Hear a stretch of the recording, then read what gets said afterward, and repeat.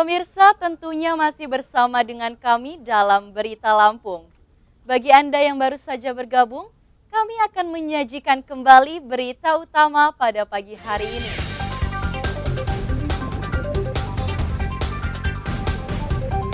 Dua bocah laki-laki kakak dan adik di Panjang Bandar Lampung tewas tenggelam di kolam milik Pelindo.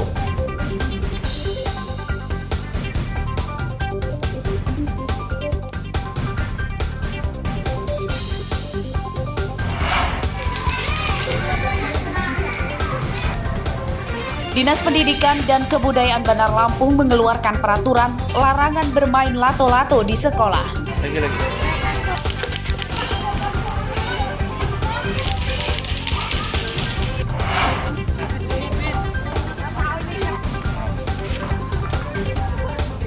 Harga cabai di Bandar Lampung naik lagi tembus Rp100.000 per kilogram.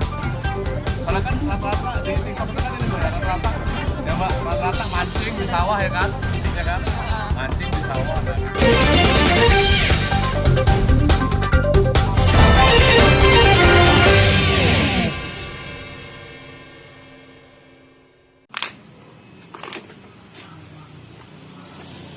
Seorang pelajar SMP di Kelurahan Kelapa 7, Kecamatan Kota Bumi Selatan, Lampung Utara, jadi korban perundungan teman-temannya.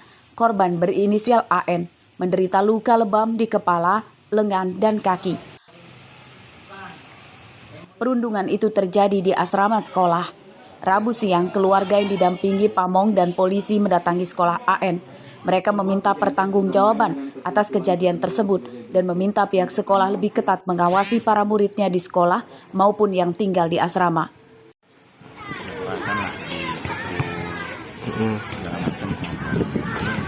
Itu siapa yang ngebuk? Kakak kelas. Baru sekali itu apa sudah pernah terjadi? Artinya pengakuan dia sudah keluar. Sering terjadi. Kami sih intinya supaya tidak terulang kembali. Pihak sekolah tidak membantah kejadian tersebut. Mereka berjanji akan meningkatkan pengawasan dan memberi sanksi kepada para pelaku perundungan. Dipukul, kemudian ditekan badannya, jadi dengan respon baik tentunya koreksi bagi kita dan kita tentu akan memberikan pembinaan yang lebih baik lagi. Keluarga siswa korban perundungan tidak meneruskan permasalahan ini ke polisi. Mereka mendesak pihak sekolah menjamin keamanan dan kenyamanan siswanya, terutama yang tinggal di asrama. Ardio Haba melaporkan dari Lampung Utara.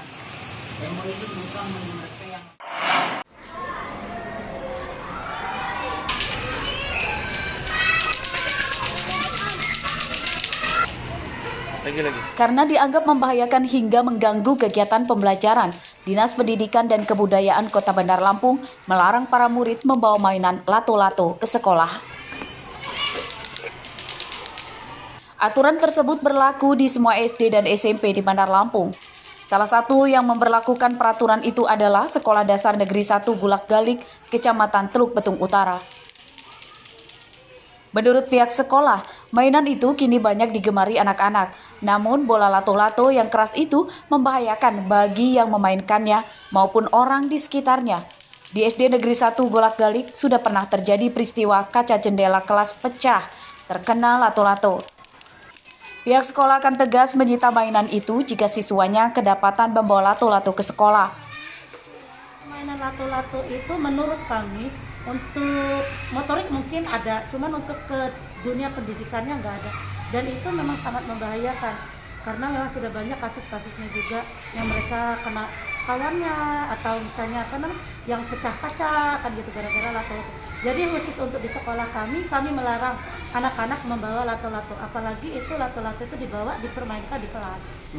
Sejumlah wali murid juga mendukung aturan tentang larangan murid membawa lato-lato ke sekolah. Kalau saya setuju sekali dengan aturan yang dikeluarkan oleh Dinas Pendidikan setempat untuk pelarangan permainan lato-lato dibawa ke sekolah. Bahkan sebenarnya di rumah juga kalau bisa nggak perlu ya. Pertama kalau untuk anak sekolah itu jelas berbahaya. karena itu kan bahannya lumayan keras ya. Karena kan kita sudah lihat juga di sosial media ada beberapa anak yang sudah terkena dampak bahaya permainan lato-lato itu yang terbentur. Kalau dilarang ya setuju, karena memang sekolah nggak perlulah ya bawa mainan apapun gitu. Cuman kalau untuk mainan di rumah aja nggak apa-apa, boleh. Lato-lato kini banyak dimainkan anak-anak bahkan orang dewasa. Lato-lato juga dikenal dapat meningkatkan kemampuan motorik penggunanya. Meski demikian, memainkan lato-lato haruslah di tempat yang aman dan bukan di sekolah. Jeffrey Arifin melaporkan dari Bandar Lampung.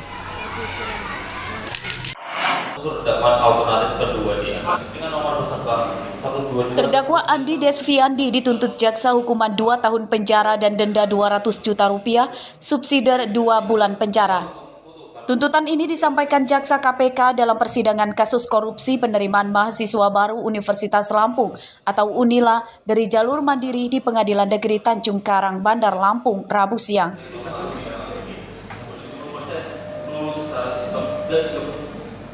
Jaksa menuduh Andi Desviandi bersalah karena menyuap Karomani yang saat itu menjabat sebagai rektor UNILA untuk memasukkan salah satu anggota keluarganya jadi mahasiswa kedokteran di UNILA. Andi yang juga ketua yayasan sebuah kampus swasta di Bandar Lampung dianggap tidak mendukung program pemerintah dalam hal pemberantasan korupsi.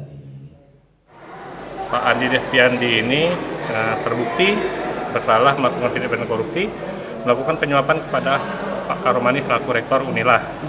Dengan demikian kami menuntut Pak Andi Desviandi selama 2 tahun. Tentu ada pertimbangan kami, sudah kami jelaskan di surat tuntutan bahwa pertimbangan yang memberatkannya, terdakwa tidak mendukung program pemerintah dalam memberantas korupsi dan meringankan.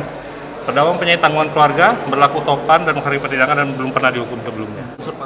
Selesai sidang, terdakwa Andi Desviandi menyatakan protes dan tidak terima tuntutan itu yang dinilai terlalu berat. Terdakwa mengklaim tuduhan jaksa tidak terbukti. Dalam fakta persidangan, terdakwa Andi Desviandi tidak membuat kesepakatan dengan Karomani. Dan itu kan fakta persidangan tidak ada tuh bukti bahwa adanya janji, adanya kesepakatan Pak Rektor untuk meluluskan, untuk memastikan meluluskan kan tidak ada. Kalau kita melihat konstruksi penuntut umum ini, tentunya kan para terduga pelaku yang memberikan uang ini kan nggak cuma 1 orang, artinya banyak orang. Kenapa yang diproses di persidangan ini hanya Pak Andi? Itulah kasus suap penerimaan mahasiswa baru UNILA dari jalur mandiri menyeret 3 pejabat UNILA sebagai tersangka, yakni mantan Rektor Karomani, mantan Wakil Rektor Heriandi, dan mantan Ketua Senat UNILA M. Basri.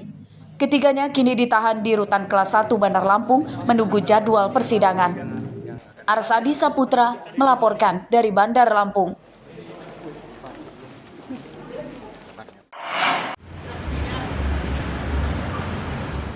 Penyidikan kasus dugaan perzinahan yang menyeret seorang perempuan jaksa di Kabupaten Pesawaran dan seorang pengacara yang ditangani Polresta Bandar Lampung Rabu siang resmi dihentikan.